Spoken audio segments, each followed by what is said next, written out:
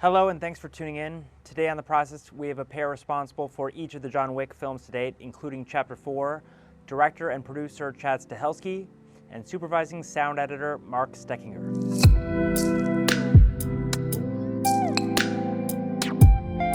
Hello and welcome to The Process. I'm Chad Stahelski, the director and producer of John Wick Chapter 4. I'm here today with Mark Stoeckinger, our supervising sound editor from the John Wick film series. Mark, how are you? Thanks for talking. Doing good, thanks. Thanks for Mark, taking the time. Really appreciate it.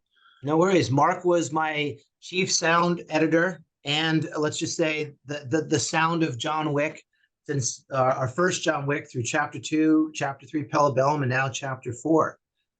That's a long time, Mark. It's a long time.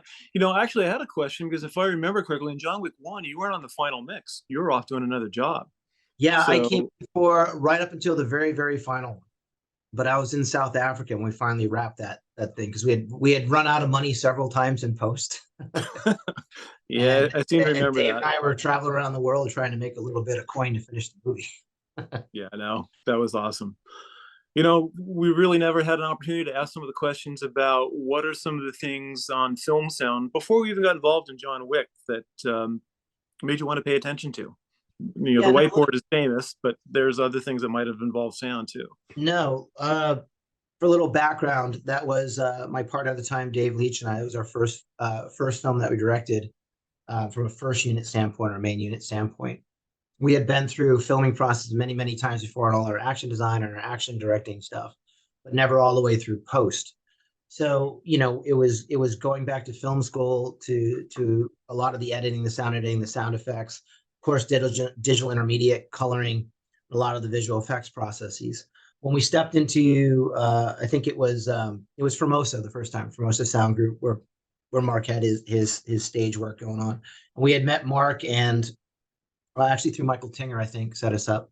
And we knew at the time that having come from the Wachowski Film School from so much, we really knew that we wanted to create a kind of new, kind of like just a new take on action film in general, both from the color standpoint, the editing standpoint, the action standpoint, the storytelling standpoint. And of course, when we got deep into post, we realized both with you and Tyler Bates, our composer, we wanted a different sound to it. We wanted the guns, we wanted everything to sound and feel a little bit more, not just artistic, but a little bigger throughout the theater. So we kind of went to sound school for a little bit. And I think that was our first couple of weeks with you was we didn't even know it was capable at the time. So I don't know if you remember the first couple of sessions, it was all questions from us going, hey, can you make this louder? Can you make this thing? Can you bring out the train overpass? Can you clean things up? We didn't even know the range of the possibilities in sound. So once we heard what was capable, then it was a toy store. Then it was like, okay, let's do everything bigger and better. Right. Then you can have so much fun with so many different things. And typically in films, guns tend to be underplayed for a multitude of reasons. But in Wick, that wasn't the idea. It was really to give it a real visceral feeling. Yeah. Well, So also that, we realize the importance of the mix. I mean, I don't think most people understand how delicate the mix is. I mean, there's big budget films that come out today where you can barely understand the dialogue because it's buried so much through music or sound effect. Like everything becomes layered to the point that you can't separate.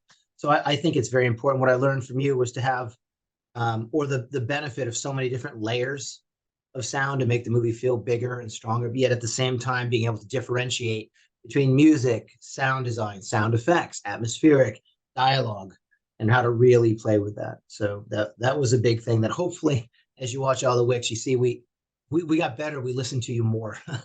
well, I don't know. We listened to you more too, because I think as time went on, the way that you embrace certain aspects what the soundtrack could do just inspired everybody to do their craft, their specific contribution in a more effective way. We fortunate the team, there's people that have worked on this that you've probably never met. Like there's Alan Rankin, who's done all the gun design from Wick 1 all the way through Wick 4. And even if some of us do it for temp tracks, what have you, he always like, okay, guys, just step aside. Let me take this to the next level. And is always learning new ways to make it sonically more interesting along the way. There's somebody else, Luke Giblian, who's a sound designer who's also a martial artist. I know that's important to Chad. So he had a take on how those should play. And he's worked on all 4 Wicks all the way through and has found a way to elevate that aspect of the soundtrack. And then we have Paul Carden, who's done all the ADR. John famously doesn't have a lot of words, but there's enough, and the characters around him definitely do. So the whole idea is just to make it as cohesive as possible. So there's been this collaborative team, Andy Koyama, who's mixed all four of them, really understands what it takes to do what you say, make the dialogue forefront when it needs to be, but just really create something that's interesting and always changing as the soundtrack evolves. So, you want to kill him? You want to kill him? I want to kill him. What about you, Mr. Wick? I'm going to kill you. Oh, for better, of course, yeah. But it looks like we have ourselves a genuine conundrum. A quandary, if you will. A real-life dilemma. So, I thought we play a game. One hand. The winner decides who lives and who does not. I think a lot of people, maybe we can go over this a little bit. This is a good, whenever I listen to these kind of talks or conversations or videos or podcasts, like it's great to talk about the good times and stuff, but I don't think a lot of people understand the actual process of sound. It's not like we finish the movie and hand it to you. It's a never-ending cycle of, you guys got to do a pass and I have to work out the music. Nothing's ever hitting it. Like we try to cross many finish lines at the same time.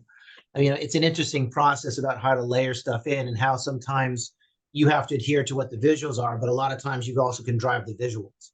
And having so much more experience after the first 3 John Wicks, now with 4, like, we're writing the script knowing we have a blind character. We're writing the script knowing that we have all this gunfights in cars. We're writing the script knowing we're going to have these cavernous locations that we have to fill with atmospheric and footsteps and all kinds of stuff. Also knowing what we know, as we've talked about before, it's knowing the problems that you will face between the gunfire, the cars, dogs barking, all the atmospheric, and somehow putting music tracks in, especially needle drops. How do we separate all that, and how, back and forth it really is for you guys. Also with the limitations, no one really, at least just like us, our first time, no one goes into post going, oh, let's give sound 5 months. It's usually hurry up, sound, do this so we can get to the music. But like, it's sometimes very overlooked. But if you don't get the mix right, and I think that's why a lot of shows don't get the mix right, because they haven't done enough prep and they haven't really thought it through about all the layers of sound, which is a huge part of a theatrical experience. Yeah, well, it's true, because frequently too, when you're cutting the film, as you know, you need a lot of sound, but there's not enough time to do it, and there's not really the people on board to do it. So some really big music tracks get put in and sort of take the place of what the sound ultimately should be. Right. I feel like we've never really had that challenge in the Wicks, because we always knew where it was going. We never let that get in the way. You and I do things a little bit. We meet in pre-prep. We have a lot of talks. Exactly. You're already making notes for that. Well, just for the listeners out there, like our immediate team, like the ones I interact with, are you, Andy, obviously, Casey, my sound effects guy, my dialogue guy, my background vocals, right? I deal with the Foley stuff. What else is there? Obviously, Andy, our mixer. Those are the ones I see pretty regularly. And then, like you're mentioning, I mean, there's a plethora of other people I don't really get to meet that get you the sound effects and the Foley work, right? Yeah, definitely a team sport all the way through. And ultimately, we lean so much into what is recorded on set where it's appropriate for the film. And we've been fortunate on all 4 of the films, and this one in particular, just to have some really nice recordings. Manfred, who did the production sound of this movie, really captured that well, because if you had to replace it through ADR, it just wouldn't have the same performance, wouldn't have the same feel. There's a good, gritty reality, ultimately, that's the basis for the soundtrack of the Wicks. And if you can't have that, you're really stuck. We've done, and I'll say as the cumulative team, have done a fair amount to make sure that even challenged production location recordings, thanks for shooting in the rain so much, are able to live in the film. Well, maybe comment like, look, I think the roughest ones I probably hand to you because I like the, we're in an underground river in Paris where Yep. the echo and the reverb is almost ridiculous. Plus the sound of two motorboats, the camera boat and the hero boat. Then what was the other one? Obviously the Arc de Triomphe. We have 200 cars revving and going and doing all that stuff. But I think for dialogue, what was the other one? Pretty much just anything in the rain, I guess. Yeah, anything in the rain. I mean, I can think of three, but this one obviously had the scene outside the destroyed Continental with All right. Well, our Winston and dialogue Dark. inside the club, I think, too, right? With all our waterfalls. Yeah, it was pretty challenging. Or it was challenging at times, but the club evolved. I'll tell you what, let's talk about the club a little bit, because that scene is a little different from any of the Wicks that we've experienced before. Not that we haven't had shootouts in rave parties, but there was something about that scene that it was so visually interesting, and it was so surreal at times that it gave us all these really fun opportunities to lean into the sound and do something that was different, be as not a little as we can, be commenting on the visuals more than usual, taking sound out, which is something we don't do all that often, but really trying to find a way to lead the experience with the sound. Like I was even doing a quick little review when John is beating on Killa and it goes into slow motion. Case and I stole what's the right name? I'll call him Katana, but the hits at the very beginning of the movie. So it just harkened back to that. And those are some of the things we had an opportunity to play with. It was pretty awesome in that I think scene. that's what's, at least from my standpoint, that's why I like doing the John Wick films in general. They're like modern day fantasy things. So in one film, we can have tomahawks, we have sword fights, we have dogs, we have cars, we have every kind of firearm you can imagine in these weird, spacious places. I've always enjoyed sci-fi, or from Star Wars to fantasy to Lord of the Rings, which gives you an opportunity, whether they're creature vocals or different types of creatures. So you have dialogue inflections, and you have all different kind of sound effects you can put in. Sword fights, creatures, avalanches, snow. It just gives it a different texture, right? Yeah, So totally. I would say, I don't think people understand, just to get a good sounding movie, even if it's a romantic comedy or a grounded thriller, is a lot of work in general to bring out the suspense and the thrills, especially with horror. Everyone's got their own challenge.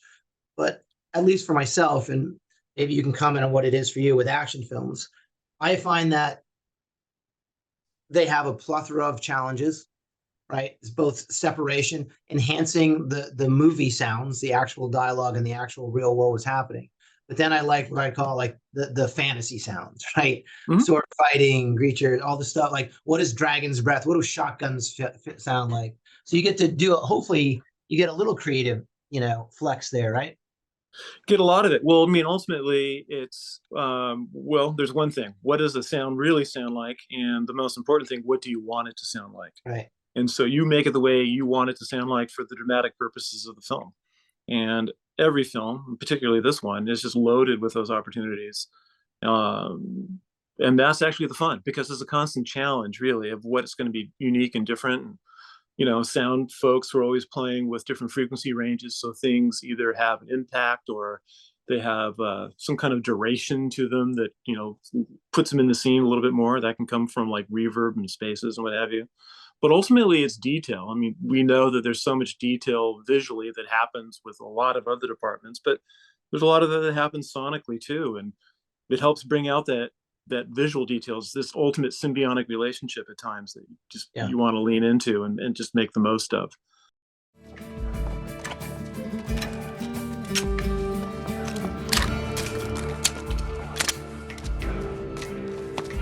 $12 or $9? $9!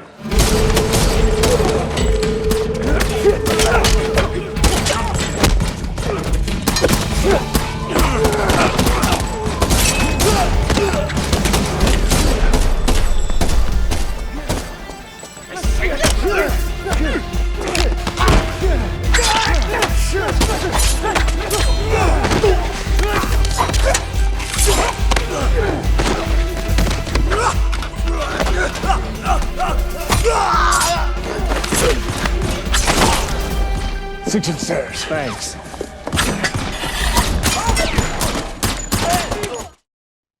I think a lot of our visuals are done. That's with Dan Louston, the cinematographer. Hopefully people will watch the film and realize how many colors we're trying to load into each scene, so you feel this natural depth. why we shoot anamorphic lessons. That's why we shoot that. And to your point, what I love, what you guys do so well, is no matter what visual I throw at you and how much, I guess, depth we try to give the visuals, you're always trying to layer and not just compete, but really, really enhance what we're doing.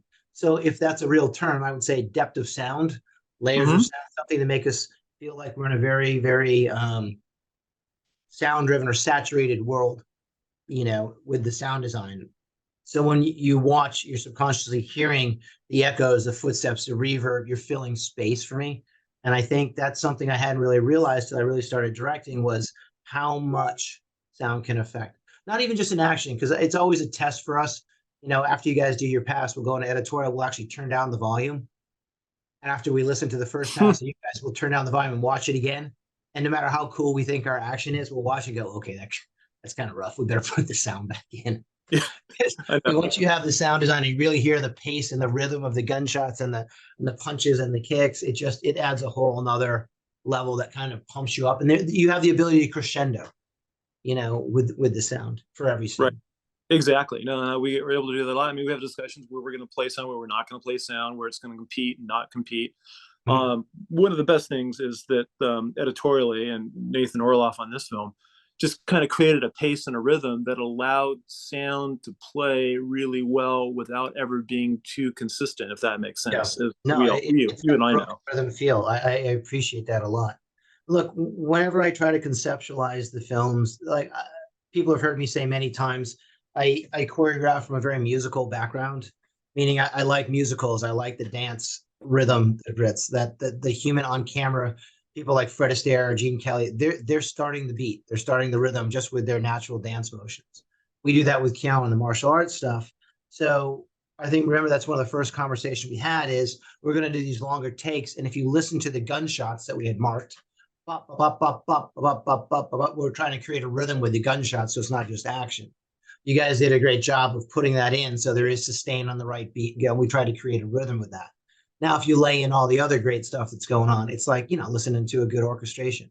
There's layers and sounds. And I think you guys have always been great at finding the rhythm of a sequence. The stairs is a great example of the stair. There's always, there's always something great there. Right, exactly. A scene with a lot of action like that, and it really never gets old because it's got all these different rhythms kind of baked into it, which is nice. Yeah, well, I think you and Kate, you're also changing the impacts enough. So every time somebody hit the stairs, it was a different kind of thud. Oh, I know. It's crazy. Yeah, give us some more surfaces to like ping bullets off of. It's pretty crazy. Yeah, but even when it's scenes that don't have gunfire in them, there is you look for tonalities that don't just sit there and linger, and try to find some. You can call them special effects sounds, as you know. We can talk about the glass room. We could talk about where the Winston and Sharon first meet the Marquis, and those are just a couple little examples of, okay, well, there's no gunfire. Well, maybe one, but it's got something that's sort of weird and undulates that's almost musical. And if you find those opportunities, do it. Or when Kane and Hero have their fight, there's all sorts of like kind of weird wind chimey things or something like that you can use as part of the scene. It keeps it not from being too stagnant. We see water features. You don't want to run water through that scene. That's kind of a weird concept. Or I mean, it's good where it's necessary, but otherwise it's a little bit too much. But you want to find opportunities just to kind of comment on it in that 3D sonic space. Yeah, something you don't even see, but you hear. That's part of it. Yeah, no, exactly. We do that a lot for the people listening. Like I always think, especially now, the last two John Wicks 3 and 4, I'll turn off the music track after you guys have done a pass or two, and you'll listen to the natural rhythm of the sound. An example would be the Marquis' office right before he shoots Sharon. We had you put a ticking clock in there. There's no clock in the room, but I just like that. Right. Tick, tick. Or sometimes we'll put the heartbeat in. We'll put that annoying that ring or atmosphere to bring attention, or to kind of paint a little bit more of a picture with sound. And I always think that's interesting, right? Like we're very lucky in John Wick because it's kind of a hyper real fantasy world. So we can kind of put off-camera sounds, and we can kind of literally use sound design as a musical rhythm to either tonally change the scene or to help augment the scene or add suspense or kind of add that little subtext of what we're trying to get across in the scene with music. Well, sorry, with sound. Yeah. You know, there's a Well, lot yeah, of like for that.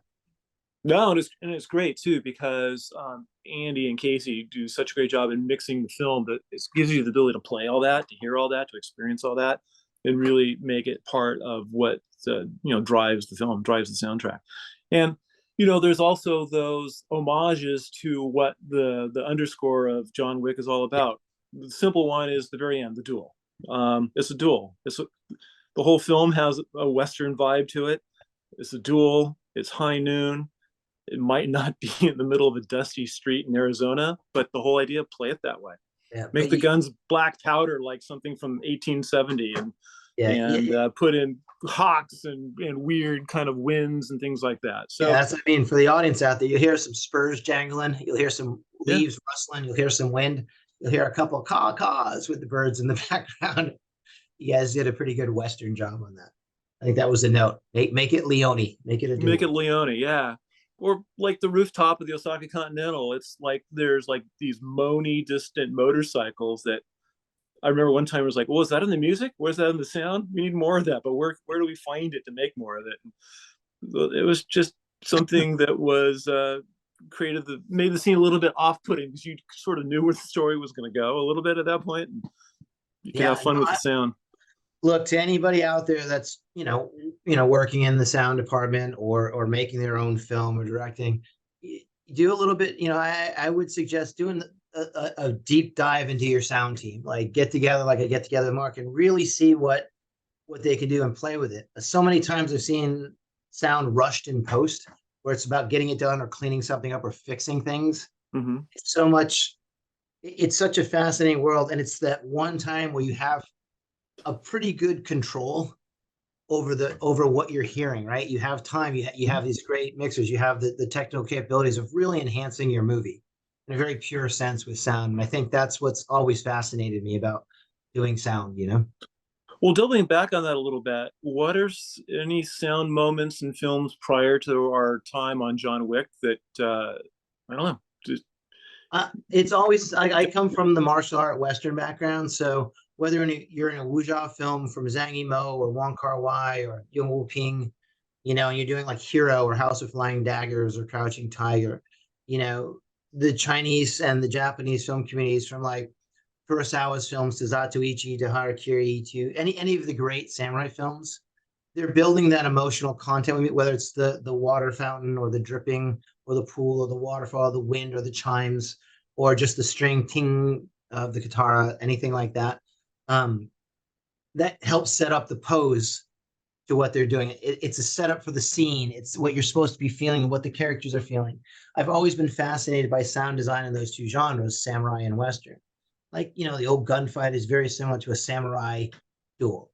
And it's always about tension and building up and crescendoing to that emotional catharsis of release and going. And I was always fascinated by that. But it was very linear in how I thought until after John Wick 1, where you realize, oh my God, we don't have to do it just in the action.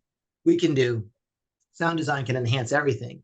In the first movie, just the dog eating his cereal, the little puppy going, and you hear the bowl, the whole house is quiet. So it's just lonely John eating his puppy, and it almost bonds the two together. So sometimes what we also learned is when you clear things out, silence can be every bit as effective, if not more effective, than a simple sound effect, or at least it throws your mind to what you're trying to say with sound. You don't need dialogue, and you don't need, come here, baby. It can just be like he looks up from his cereal, sees the puppy really munching on his food, and you see John smile a little bit. It's like endearing almost. And that was all through sound. That's cool. Well, sometimes the simplicity can be your friend because then you can really pay attention to what you want the audience to like feel or understand. Yeah, it's a weird audio kind of almost like if we were, with lenses or visual, we do like a rack focus, but sometimes that sound, you can throw directional sound and make the audience look a certain direction, or at least look for the source of the sound. Again, sound can be especially in theater, you don't really get you watching your computer monitor or watching like that. But when you're in the theater and you have that Atmos sound, you have that you have that throwing of the sound, that's when it's at its most powerful. That's why, I can't imagine editing sound just in our little editorial booth. Like I want to see it in a theater with, Atmos and stuff like that, because that's when sound really jumps out at you. Yeah, you need some airspace. I mean, sometimes those little details too are like using the arc as an example. It's on cobblestones, so there's like that Yeah. zippy sound of a car going by on cobblestones. It Oh, yeah. sounds dangerous, Yeah. So we could make the most of the danger because obviously he's dodging a bunch of cars, Yeah. some of which not that effectively, and it's a nice little sound add. And the one thing about the Wick films, which is different than most other films I work on, typically a lot of mixing is about subtracting. You want that clarity that we just talked about, and you've got too much sound, be it the music or obviously you got the dialogue, which you don't want to get in the way of, or somebody has gotten a little bit too judicious with their sound ads, and you're always kind of peeling that away just to really focus where the story goes, where the characters are. But in John Wick, yes, you peel it away, but ultimately there's so many opportunities to add detail and texture. A lot of it has to do with the fact that gunshots and gun hits and fights and all the rest are short little sounds. But also when it's not short little sounds, everything has a pitch shape to it, so nothing Yeah. lingers too long, nothing overstays its welcome. So in the Wick films, it seems like you're always adding more and more and more. I mean, you've got the visual details, but even in scenes that that's not inherent to the scene, you can still just add a lot of detail. And of course, visual effects wise, you had a lot of detail. So sound needs to follow, which is a fun opportunity. One of the biggest obstacles I realized, and we talk about this all the time, but I think it's super important to anybody out there that really wants to dial in their sound stuff, is the competition with sound, meaning music, sound design, what's actually on camera, and of course, sound effects. Meaning, we found out very soon, most action movies use, like we always say, the rock and roll guitar music over the action sequence. And then when you have a 69 Mustang that's really, and you got the guys trying to talk, they all cancel each other out. Right. So I thought one of the great things you guys cracked when we were doing the first one that we've kind of lived by ever since is, I don't know if a lot of people know, like the composer's over here in his own world, surprisingly far away from my sound team. And then I have my sound team way over here waiting for the music. Then we have our poor little music editor working with our sound editor, trying to balance everything out. And and it's hard to go back to the composer sometimes, go, hey, I need you to change your key because you're competing with a bunch of gunshots. So, now because we've got our music team on board and everything else, we know if we're like in the low C range with our cars and our gunshots, we're going to take the music up a little bit, we'll key it up, and get our harmonies different than our melodies, different than our bass tracks. So not only can we add more stuff, you can hear every little layer of it. And that was a big learning experience for me too, to really, in the design of sound, in the design of musical composition, in the design of what we're practically doing on stage, to come up with a way in that prelim state to separate the sounds. Well, yeah, as you said, you got to find a way to separate the sounds, and everybody's off in their own world. And we've discovered before that electric guitars and motorcycles have a very similar sound quality. So, whoops. But just yet another challenge to try to solve. Right. Yeah, but so much of the sound and the music and everything that happens in the movie is about orchestration of all the parts. And again, hats off to Picture Editorial, the way that you've written the script to really concentrate on those aspects of the story, lend itself to a great picture edit, which lends itself to the ability to put sound in a way that it doesn't overly compete, and it's got moments that really play. And well, you've always said lean on the sound design. Let's start with that and see where we go from there. And so those are music. That's the music to my ears. No, it's interesting. Like I've learned a lot, for anyone else out there, again, I think as you're designing there, when you're directing and when you're putting together the project, you have, what we always call a green light script. You have a script that reads really well. It's minimal descriptions. You get the dialogue, it kind of reads through. It's always shorter. It makes the studio feel better when you got a 90 to 110 page script. Once we know we have the idea of the movie, I've been doing this ever since John Wick 2, is then after we get everything set and say, is everybody happy? Keanu and I are happy with kind of where the characterizations are going. Now I go to work and I do like my department head pass. you know, where the script magically blows up 20, 25 pages because of all the descriptions we're putting in. So when the department heads read, you know, we're actually writing in, and here's the ticking clock, and this is where we want to hear the wind blow. We'll actually put a lot of that in. And it's not just for, you know, if I was writing all that stuff for the wind or the sound, it's not just for you. It's so the other departments get it in their head. So my prop guy and my greens guy knows to bring in some leaves. They get like, they can start picturing, oh, it's a Western duel. We should do this. Maybe we'll bring in, and then Kevin, my production designer, is designing the wood flute for the water. Like, you know, we try to put as much as we can on paper for people to visualize and to anticipate what we're trying to get across. And I think that's always handy. Obviously, it's not the fix-all, end-all, but it does start painting the picture of the movie we're trying to make. Because we all know there's the creative process of development. And then, as much as that sounds, you hire the right people, you get to the right script. Now it's time for this other thing called execution, where you actually have to make the movie. And that only happens with at least great, I wouldn't call it preparation, but anticipation of what you will need and where you want this to go.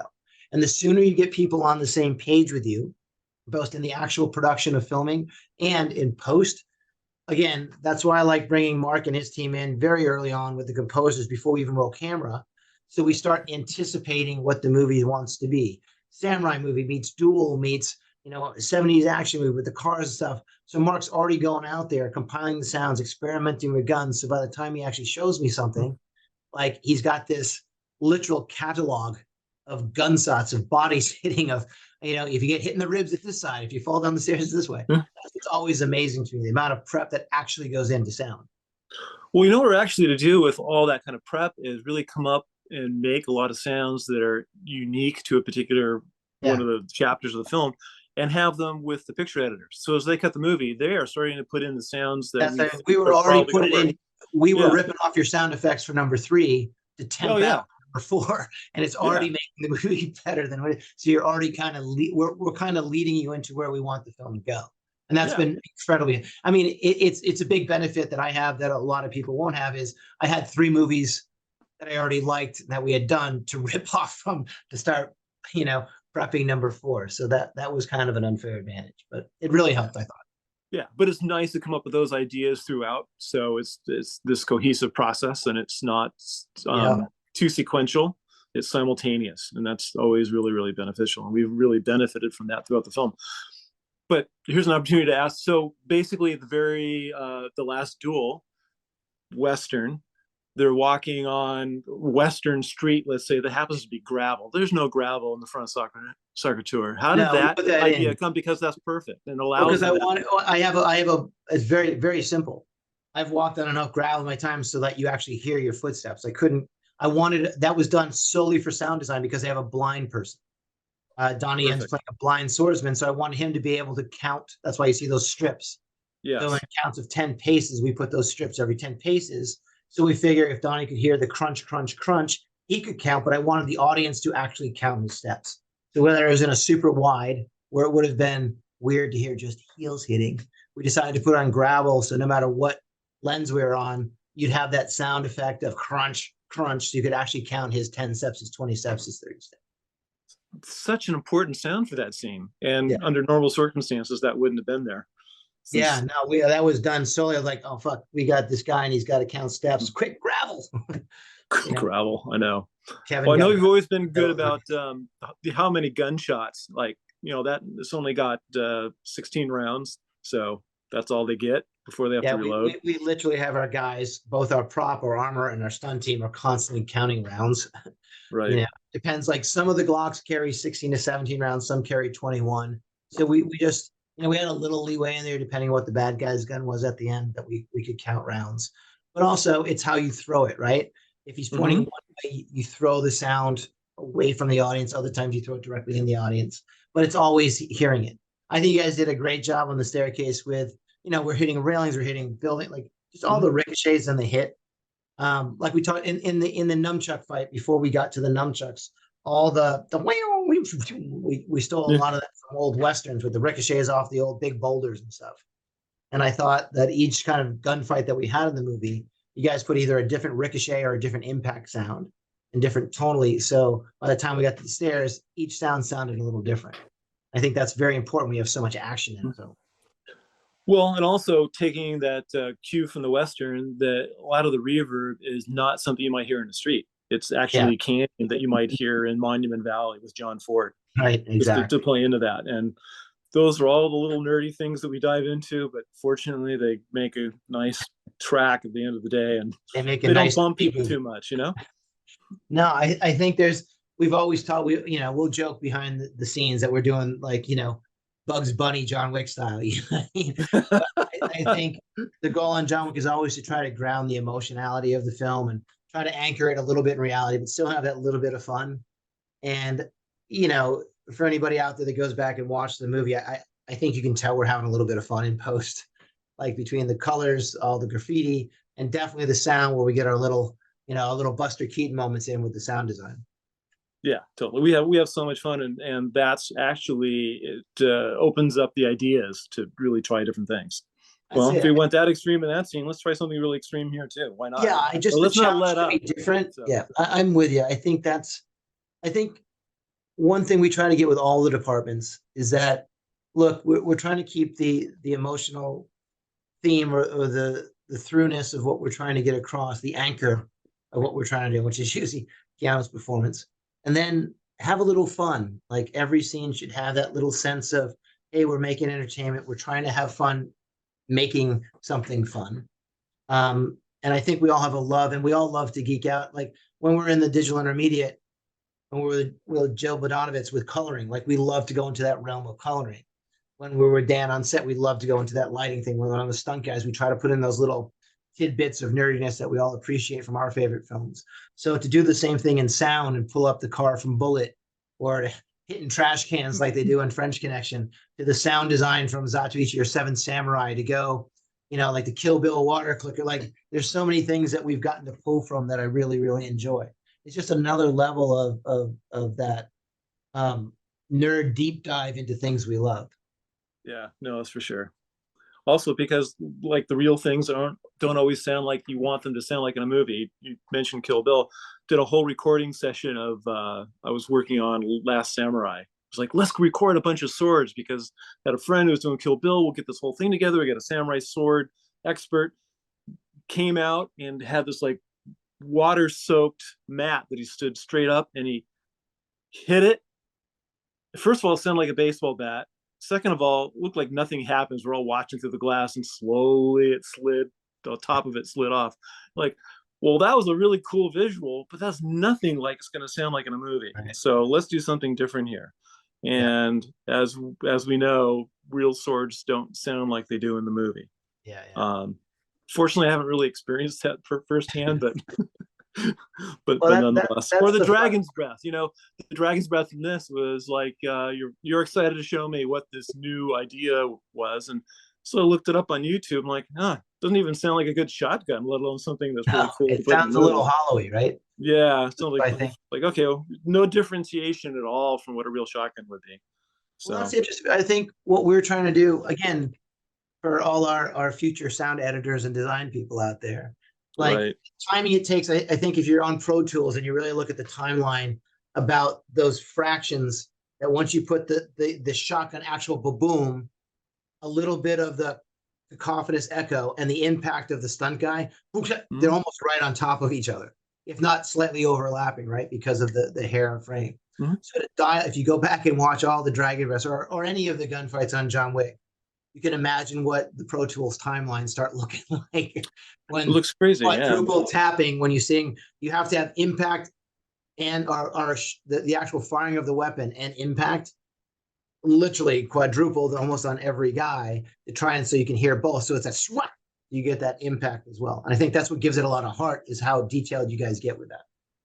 Well, what I always show people who are like new to this whole sound thing is, like, when you do that, the first sound has everything's cut off before the second sound hits, and which is all cut off before the third sound hits. So if you play them individually, it's like, what the hell is that? But it's kind of this cumulative note thing. It's almost like making a player piano, Right. Yeah, one key wouldn't do it, but if you have them all together, it's going to make this event. Yeah, I mean, I would suggest anybody out there that's into filmmaking go and sit in on a sound session and actually look over the shoulder and see how detailed and how it actually looks like you're doing with sheets of music. That's what I'm always fascinated by when watching you guys work. It is someone orchestrating sound design in a heavily action or a heavily layered sequence. We have so much competing with cause and effect and reverb and ricochet and all the multiple layers. It becomes very much a composition. Yeah, because unlike music, you can't just play it. You've got to one note at a time, and sometimes a couple notes at a time, sometimes 30 notes at a time. So without stepping on each other, that it's quite fascinating, actually. Yeah, but it's fun when the end result plays like this film did. It's really, really satisfying.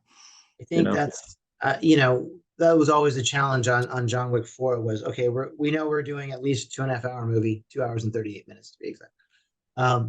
And how do you, with 14 action set pieces and all the little things in between, how do you keep the audience motivated? And that's sometimes visually, sometimes auditorily, sometimes with the thematics. Like you're constantly changing, going. So it was a challenge really to all of us to keep them both interesting and keep the pace driving forward all the time.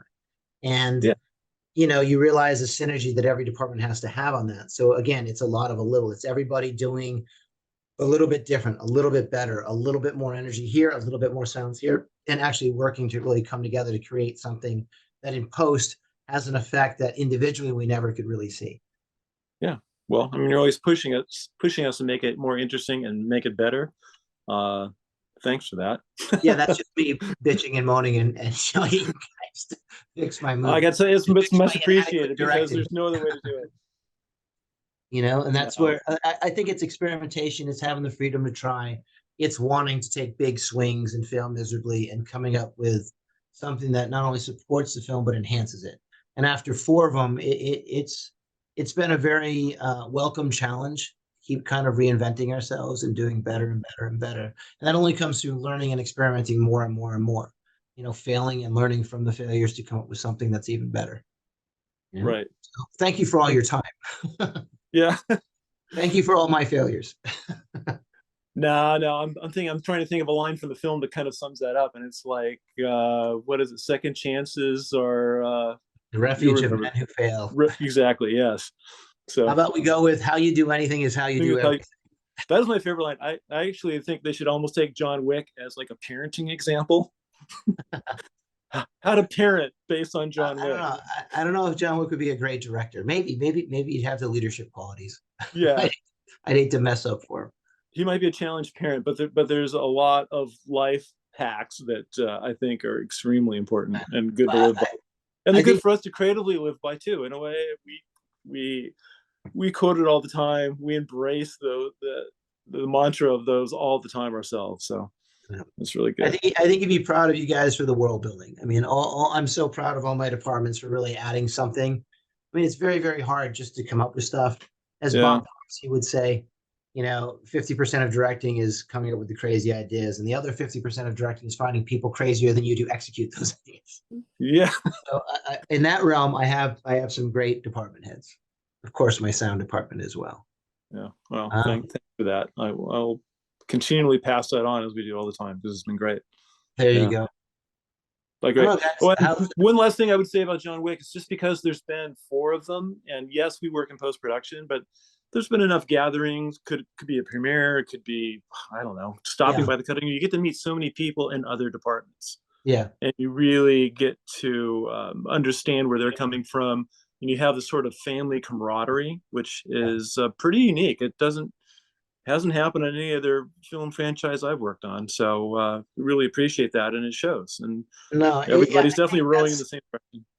We came up a little old school where that was a big thing, especially from the stunt world and the action world, where you have to have a little bit of bonding and really know and trust the people you're working with.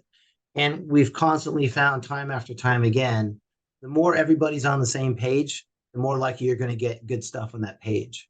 If we all know the kind of movie we're working for, and the kind of creative leash you have on you, you can really kind of spread your wings and try some new stuff without fear of failure or being yelled at or anything like that. Like, we want everybody to know what it is. And again, smart people in a room, if you listen to them, you're going to get smart ideas.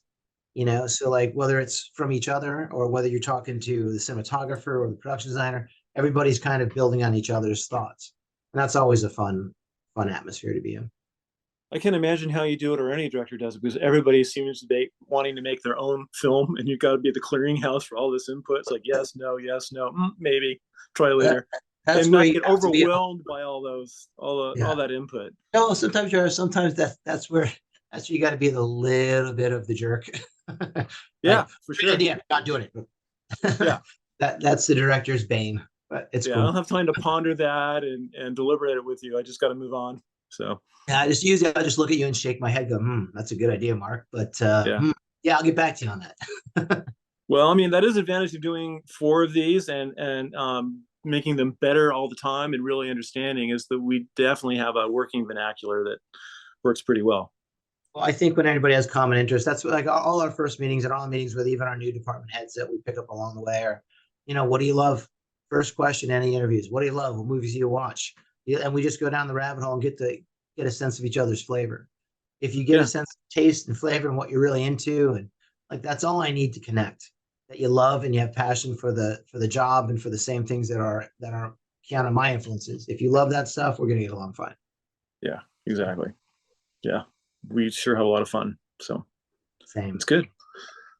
Well, guys, thanks. Yeah. Mark Stoeckinger, supervising sound editor to all the John Wick films, John Wick 1, 2, 3, and 4. And I'm Chad Stahelski, the director of all 4 of those. And you're listening to the process. So thank you so much. Yeah, thanks so much. Been really lucky to be able to do this. Thank you.